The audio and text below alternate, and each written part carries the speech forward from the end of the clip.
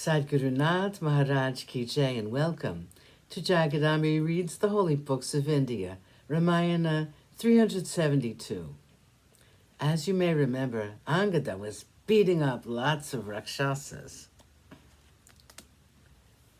The Rakshasa army rushed to Kumbha for refuge. He came to Angada and asked him for a fight. He wanted to avenge the death of his friends.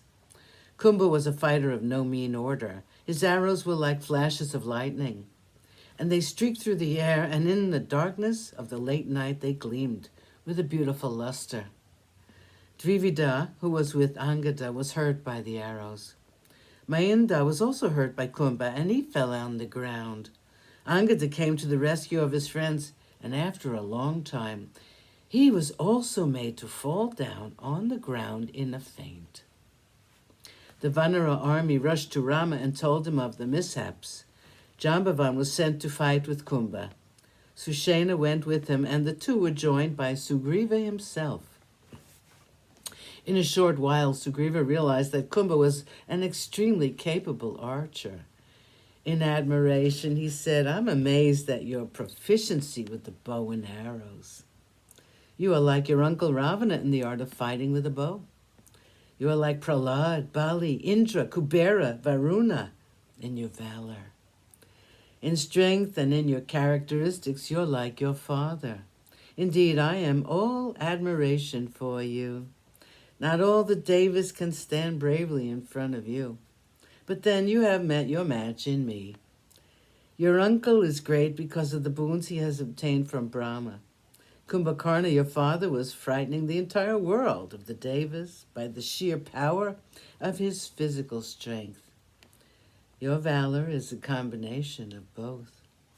You are like Indrajit in the dexterity with which you handle the bow and arrows. And in prowess, you are like Ravana himself. You're a jewel among your race. The fight between you and me will be like that between Indra and Shambhara.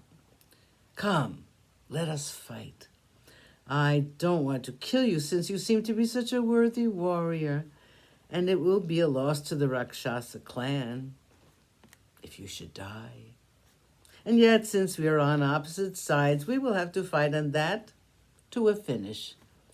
Kumbha was quite pleased with the chivalry of Sugriva and the words he spoke, and yet the words which suggested that Sugriva was superior to him made him angry, and he caught hold of Sugriva with both his hands.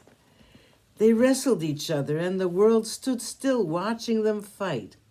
The earth seemed to sink under the impact of their powerful footwork, and the sea was in tumult. The waves were tossing high, and the sea serpents were flung to the surface.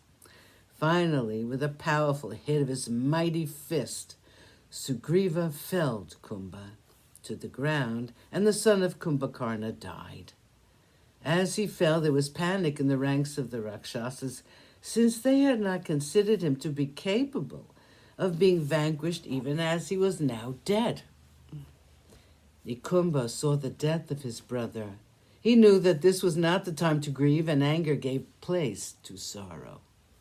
He rushed at the Vanara army, and the large weapon in his hand, shaped like a pestle, was whirled, and it seemed to be a wheel of fire, and with this he began to destroy the Vanaras in great numbers. They could not come near him, and seeing their plight, Hanuman came to the forefront and stood in front of Nikumba. The pestle was whirled and was thrown at the chest of Hanuman. When it hit him, the entire field was watching him, expecting him to fall down in a faint. But the pestle was shattered to 1,000 pieces, and he stood unmoved. Hanuman shook for a moment like a mountain during an earthquake, and composed himself in a matter of moments. He gathered up his fist, bunched his fingers, and hit Nikumba on the chest. The armor of the young prince was split, and blood flowed in rivulets. The two were now locked in a close grip, and they wrestled, even as Kumbha and the Vanara king did. After a while, Hanuman pushed him to the ground and sat on his chest. Nikumba was strangled to death, and his head was wrenched off his body. Sadhguru Nath Maharaj Ki Jai. Thank you for coming. I hope you come again.